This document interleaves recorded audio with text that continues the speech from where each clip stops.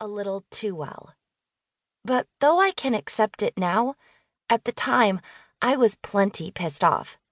Just imagine being told you're on your way to being morphed into a vampire, a species that, up until now, you thought was simply a byproduct of a dead Victorian author's perverted imagination, 1 week before prom.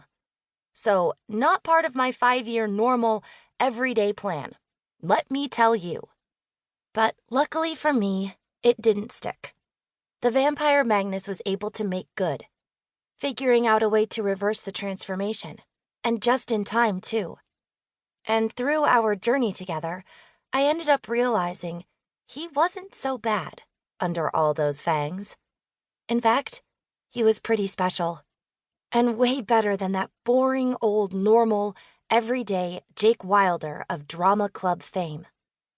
You gotta understand, while I'm still no fan of bloodsuckers in general, I am a fan of sweet, loyal, protective guys who happen to be former knights in shining armor and now resemble Ian Somerhalder. The harder I tried to resist his charms, the more he melted my heart. Today, I can't imagine life without him by my side. In any case, you'd think at this point it'd all slide into some sickeningly sweet, happily ever after, the end, right? But for us, not so much.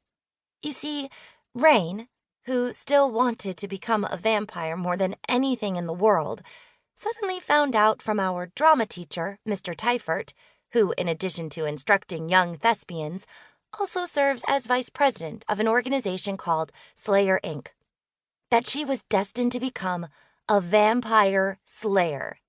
Yes, the girl voted most likely to become a vampire was now officially commissioned to kill them for a living. And she couldn't turn down her destiny either, thanks to a dormant nanovirus the powers that be had injected into her bloodstream at birth. Pick another path and boom! Bye-bye, Rayne. But don't worry, Slayer Inc. isn't as evil as their name makes them out to be. If anything, they're more like a police force for vampires, voted in more than 100 years ago to uphold the laws and protect those who followed them, only taking out vamps who broke the rules and became a danger to others. Like Maverick, the first evil vampire Rayne was assigned to slay. He'd planned to take over the Coven by creating a deadly virus. My sister, with the help of Blood Coven General Jareth, was able to take him down and save the day. And afterward, she finally got her wish. She became not only a vampire, but Jareth's bloodmate for all eternity. And still a slayer, too. The girl wears many hats, let me tell you. We've had a ton of adventures since then, like when Rayne had to figure out a way to stop a pack of rampaging werewolf cheerleaders from destroying our hometown. Or when I had to save Magnus from a super sneaky red-headed spy who pretended to be in love with him while spilling Coven secrets to her real vampire boyfriend back home.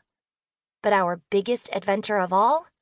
Well, it had nothing to do with vampires whatsoever, but rather our parents, who one day broke the news that we weren't normal, everyday humans at all, but rather fairy princesses. Crazy, huh? And let me tell you, Rayne was so not psyched about the glittery pink uniform. Which brings us to our most current conflict. The one where Magnus and I stopped a fringe group of slayers, known as the Alphas, from creating an army of vampire fairy hybrids, using my sister's blood, and letting them loose on the world. A mission impossible that should have made us heroes in the end. But instead, we were cast out of the Vampire Consortium for insubordination.